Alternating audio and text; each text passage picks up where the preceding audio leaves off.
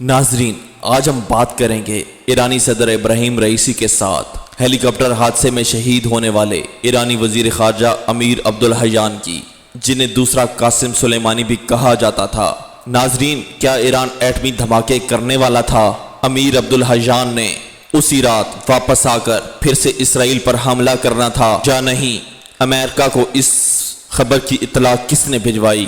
یہ اور بہت کچھ اس ویڈیو میں۔ ان سے امریکہ اور اسرائیل خوف کھاتے تھے۔ امریکہ اور اسرائیل ان کا نام سنتے ہی دہشت سے کیوں سہم جاتے تھے؟ اگر آپ ہمارے چینل پر نیو ہیں تو ہمارے چینل کو سبسکرائب کر لیں اور ساتھ میں بنے بیل آئیکن کو بھی دبا دیں۔ شکریہ۔ آج ہم امیر عبدالحیان کے کچھ ایسے رازوں کو کھولیں گے جس سے آپ جان سکیں گے امیر عبدالحیان کی ذاتی زندگی، بیوی بچوں اور وراثت میں چھوڑے گئے کل قیمتی اثاثوں کے بارے میں۔ اس کے علاوہ ان کی تعلیم و تربیت، فلسطین سے محبت اور سیاسی کیریئر کی ناکامیوں اور کامیابیوں کے بارے میں بھی آگاہ کریں گے۔ ساتھ ہی ان کے امریکہ اور اسرائیل سے نفرت کی وجوہات سے بھی پردہ اٹھاتے ہوئے اس پہلو پر بھی بات کریں گے۔ کیا واقعی دوسرا قاسم سلیمانی یعنی امیر عبدالحیان کو مروانے میں بھی امریکہ نے اپنا کردار ادا کیا ہے یا پھر حقیقت کچھ اور ہے؟ یہ خبر بہت سے نامعلوم حقائق جاننے کے لیے ویڈیو کو آخر تک ضرور دیکھیے گا۔ امیر عبدالحیان کی پیدائش 23 اپریل 1964 میں تامغان، ایران میں پیدا ہوئے تھے۔ ابھی ان کی عمر 6 سال ہی تھی جب ان کے والد کا انتقال ہو گیا۔ والد کی وفات کے بعد ان کا خاندان ایرانی درحکومت تہران منتقل ہو گیا۔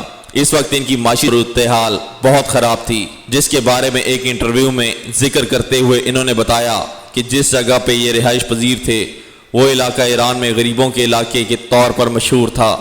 وہاں کی حالت ایسی تھی کہ اس علاقے کو کوئی کلینک یا ہسپتال نہیں تھا۔ انتہائی مشکل حالات کے باوجود انہوں نے اپنی تعلیم کا سلسلہ منقطع نہیں ہونے دیا۔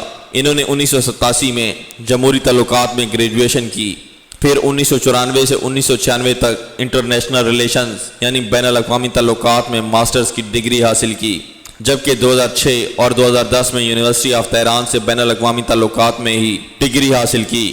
بتایا جاتا ہے تعلیمی دور میں 1994 میں انہوں نے تقریباً 30 سال کی عمر میں شادی کی۔ ان کے بچوں میں ایک بیٹا اور ایک بیٹی ہے، کیونکہ اب ان کی چھوڑی گئی تمام تر وراثت کے اصل حقدار وہی ہیں۔ ایک اندازے کے مطابق ان کی وراثتی اثاثوں کی مالیت لاکھوں یا کروڑوں میں نہیں بلکہ اربوں خربوں میں ہے، کیونکہ یہ ایرانی وزیر خارجہ کے عہدے پر کام کرتے ہوئے سالانہ بنیادوں پر لاکھوں کروڑوں روپے کماتے تھے۔ ممکنہ طور پر ان کی وراثت میں مختلف محل نما قیمتی گھر، لگژری گاڑیاں، بحری جہاز اور کئی ایکڑ زمین، آئل کمپنیز اور مختلف ملکی و غیر ملکی کاروبار شامل ہیں۔ اس کے علاوہ بھاری تعداد میں سونا و جواہرات، مختلف انٹرنیشنل ٹورز پر ملنے والے مہنگے تحائف اور بہت سی دوسری نایاب چیزیں شامل ہیں جن کی قیمت لاکھوں میں نہیں بلکہ کروڑوں روپے میں ہے۔ بہرحال ریسرچ کرنے پہ پتہ چلتا ہے کہ ان کے کل اثاثوں کے مختلف اندازے لگائے گئے ہیں، مگر حتمی طور پر کوئی ایک فگر سامنے نہیں آ سکا۔ لیکن ان کی بہت سی پراپرٹیز اور کاروبار نہیں ہیں۔ سیاسی کیریئر کی بات کریں تو امیر عبدالحیان نے 1980 سے 1988 تک ایران عراق جنگ میں رضاکارانہ طور پر خدمات سر انجام دے کر اپنے سیاسی کیریئر کا باقاعدہ آغاز کیا۔ ان کا کہنا تھا کہ تجربے کی وجہ سے ان کو 1990 اور 1991 میں وزارت خارجہ عراق ٹیسٹ پر کام کرنے کا موقع ملا، تو یہی وہ وقت تھا جب انہیں سیاسی عملی فیلڈ میں تجربہ اور اہم داؤ پیچ کھیلنے کا ہنر ملنا شروع ہوا۔ یوں یہ تیزی سے اس میدان میں قدم جماتے چلے گئے۔ انہوں نے کئی اہم عہدوں پر کام کیا، جن میں counsellor, deputy ambassador of Iraq, deputy head of department خلیجی ممالک، عراق کے ڈپٹی اسپیشل اسسٹنٹ اور کئی دوسرے سرکاری عہدے شامل ہیں۔ انہوں نے 2007 سے 2010 تک بحرین میں ایران کے سفیر اور 2011 سے 2016 تک افریقی امور کے نائب وزیر خارجہ کے طور پر خدمات سر انجام دیں۔ 2016 سے 2021 تک اسسٹنٹ مجلس اسپیکر کے فرائض سر انجام دیے اور پھر 2021 میں ہی ایران کے وزیر خارجہ منتخب ہوئے اور اسی پوسٹ پر ان کا انتقال ہوا۔ آئیے اب میں آپ لوگوں کو بتاتا ہوں کہ امیر عبدالحیان کو دوسرا قاسم سلیمانی کیوں کہا جاتا تھا۔ آخر امریکہ اور اسرائیل ان سے کیوں خوف کھاتے تھے؟ ناظرین، دراصل جنرل قاسم سلیمانی کی شہادت سے پہلے عبدالحیان کے قاسم سلیمانی سے بہت قریبی تعلق رہا تھا۔ یہ ان کے نظریے کے بھرپور حامی تھے۔ اس کی وجہ یہ تھی کہ یہ وزارت خارجہ میں 2 دہائیوں سے کام کر رہے تھے۔ خاص طور پر ایران کے وزارت خارجہ کے عرب اور افریقی عہدوں پر جب سلیمانی فورس کے کمانڈر بنے تو امیر عبدالحیان وزارت خارجہ میں عراق کے ماہر تھے۔ وہ جنرل سلیمانی اور امیر عبدالحیان سے مل کر ایران کو ایٹمی پاور بنانے اور امریکہ کو خطرے نہ لاتے ہوئے اسرائیل کو قابو کرنے کے لیے تیزی سے کام شروع کیا۔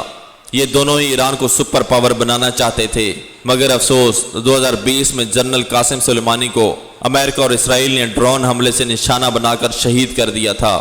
مگر کیونکہ ان کے نظریات جنرل سلیمانی سے بہت ملتے تھے، یہ فلسطینی مجاہدین کی بھرتی، بھرپور سپورٹ اور حمایت کرنے کے علاوہ المقدس کی فتح اور آزادی کے لیے بھی اعلانیہ طور پر اپنا کردار ادا کر رہے تھے۔ اسی وجہ سے ان کو دوسرا قاسم سلیمانی بھی کہا جاتا تھا۔ یہی وجہ تھی کہ امریکہ اور اسرائیل امیر عبدالحیان کو بھی پسند نہیں کرتے تھے۔ اسی طرح 2003 میں عراق پر امریکی حملے کے دوران یہ محکمہ خارجہ میں عراق کے انچارج بنے۔ انہوں نے بعد میں یورپی وفود اور حکام سے ملاقات کے دوران کہا کہ ان کو ان کے اسلامی جمہوریہ اور سلیمانی کا شکریہ، کیونکہ سلیمانی نے عالمی امن اور سلامتی کے لیے اہم ترین کردار ادا کیا تھا۔ ان کا خیال تھا کہ سلیمانی کے بغیر خطے کے بڑے اسلامی ممالک اب تک بے پھر چکے ہوتے، اور شاید یہی وجہ تھی کہ امریکہ اور اسرائیل کی نظروں میں آ گئے تھے، اور اسی خطرے کی پیش نظر ان کو مروانے کی چال چلی گئی، اور یوں اسرائیل اور امریکہ نے بیٹھے بٹھائے اپنے بڑے حریف ابراہیم عبدالحنان سے چھٹکارا حاصل کر لیا۔ اسے کہتے ہیں ایک تیر سے 2 شکار ممکن ہے۔ آپ کے ذہن میں یہ سوال آ رہا ہوگا اسرائیل ان کا جانی دشمن کیوں بنا؟ اور کہا یہ بھی جا رہا ہے کہ ابراہیم رئیسی اور عبدالحیان نے ایٹمی دھماکے کرنے کی تمام تر تیاریاں مکمل کر لی تھیں، اور وہ کچھ دنوں میں ہی ایٹمی دھماکے کرنے والے تھے، جس کی وجہ سے امریکہ اور اسرائیل نے ان کو ٹارگٹ بنانے کے لیے ایران کے کچھ آفیشلز میں یہ بھی بات کی جا رہی ہے کہ ڈیم کے افتتاح سے واپسی پر انہوں نے باقاعدہ طور پر اسرائیل پر آ کر حملہ کرنا تھا۔ ایرانی وزیر خارجہ کے اسرائیل کے ساتھ تعلقات پر بھی ایک نظر ڈال ہی لیتے ہیں۔ سب سے پہلے تو یہ بات ہے کہ ابراہیم رئیسی اور عبدالحیان اسرائیل امریکہ کو لے کر ایک ہی پلیٹ فارم پر تھے، اور ان دونوں کا نظریہ ایک ہی تھا، اور وہ نظریہ یہ تھا کہ اسرائیل کوئی ملک نہیں ہے، یہ یہودی ناجائز طور پر فلسطینیوں کی زمین پر قابض ہیں۔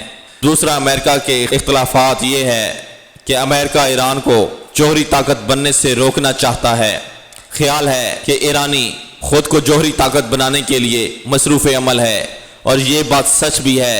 تبھی تو اس کو روکنے کے لیے امریکہ نے جو بھی اقدام کیا ہے، ایران نے شٹ اپ کال دیتے ہوئے کہا ہے کہ یہ ان کے اندرونی معاملات ہیں، ان میں کسی قسم کی مداخلت برداشت نہیں کریں گے۔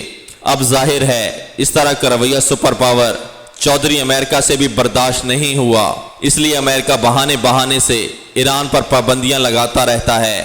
مختصر یہ کہ ایران بشمول وزیر خارجہ امریکہ کی آنکھوں کو کاٹتا تھا، جسے شاید اسی طرح سے نکال کر پھینکا گیا جیسے دودھ سے مکھی اور بال، تاکہ کسی کو پتہ نہ چل سکے